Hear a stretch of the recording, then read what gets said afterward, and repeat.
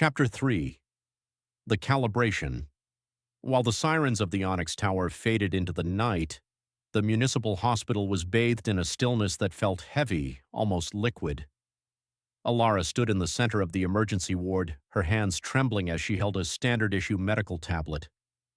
The screen was dead. The old hospital network had been cauterized when the indigo signal went live. But the ward wasn't dark. Emerging from the service elevators were four men in white and silver Aegis suits, escorting a series of hovering metallic pods. They didn't look like medical equipment.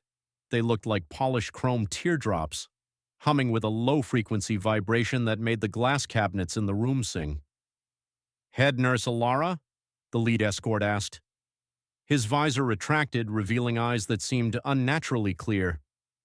"I'm Commander Hale of the Vanguard Medical Corps. The bioregan chambers are here for Phase 2.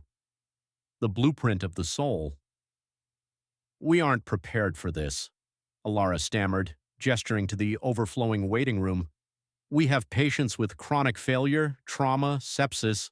We don't even have power for the ventilators." "You don't need the grid," Hale said, gesturing to the pods. "They run on the lattice, and they don't just treat symptoms, Alara. They calibrate the resonance." Hale tapped a command into his gauntlet. One of the pods hissed open, revealing a bed of shifting, translucent gel. Above the gel, a series of holographic emitters began to project a rotating image. It wasn't an X-ray or an MRI. It was a shimmering, multicolored map of a human's energetic frequency.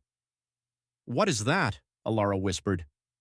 "That is a neural signature," Hale explained. "For decades, the Syndicate used Big Chem to dampen these nodes.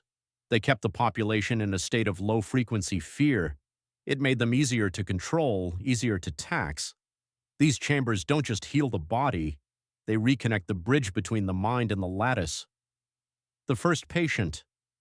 Against the hospital's protocols, Hale pointed to an elderly man in the corner, gasping for breath from advanced lung decay. "Him. First." As the man was placed into the gel, the pod didn't beep or buzz. It began to emit a soft harmonic tone, the same tuning fork frequency Kalen had seen in the shadow code. Alara watched the monitors. She saw the man's jagged gray neural lines begin to smooth out. The signal in the static was at work. The gel began to glow violet, and she could see the physical tissue of his lungs literally re-knitting themselves, not through surgery but through an accelerated cellular instruction sent directly from the Ethernet satellites above. The subplot, the calibration choice. As the man's breathing became deep and rhythmic, Alara noticed a secondary screen on the side of the pod. It showed a calibration index. Physical integrity, 98%. Neural resonance, 42%. Incompatibility. Detected subconscious greed/fear patterns. The machine paused. A prompt appeared. Proceed with moral calibration. "What does that mean?" Alara asked, her voice sharp with sudden suspicion. "Moral calibration?" Hale looked at her, his expression unreadable. "The lattice is a fair system, Alara. It cannot be corrupted because it only grants full access to those whose resonance is harmonic. If we heal his body but leave his mind in the old Syndicate frequency of me first at any cost, he will eventually break the system again." "You're rewriting who he is," Alara realized, her heart hammering. "This isn't just medicine. You're filtering us."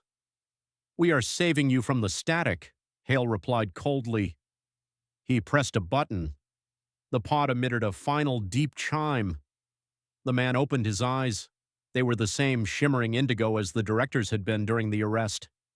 He sat up, his movements graceful, his face a mask of absolute terrifying serenity. "I understand now," the man whispered, looking at his hands. "The ledger is balanced." The message from Kalen Alara's personal comms buzzed. A message from Kalen flickered onto her screen, bypassing the blackout. "Alara, don't let them calibrate you yet. The lattice is redistributing the wealth, but it's taking something in return. I've found the source of the signal. It's not human." Alara looked from the message to the man standing in front of her. He looked perfect. He looked healed. But when he looked at her, she realized there was no static left in him, no doubt, no fear, no spark. The 12 days of stillness were only beginning, and the price of the new dawn was finally becoming clear.